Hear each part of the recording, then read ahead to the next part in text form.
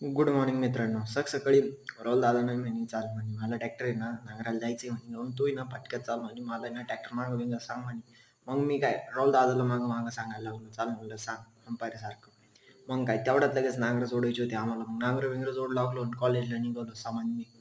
कारण की आज सकाळचा समाजा बॅगचा विषय होता असल्यामुळे मग सामान मी निघालो. तेवढ्यात आमचे योगेश भाऊ आणि मच्छू भाऊ चालले होते पुढं. म्हणलं चला तुम्ही पुढं आम्ही आलोच मागून. मग काय लगेच कॉलेजमध्ये आलेल्या मामाने इकडे म्हणे म्हणलं चाल एक व्हिडिओ काढूनच घेऊ आपण. आपल्याला काय काय माहिती तेवढ्यात जेवाय आलो. फारच भूक लागली असल्या कारणाने.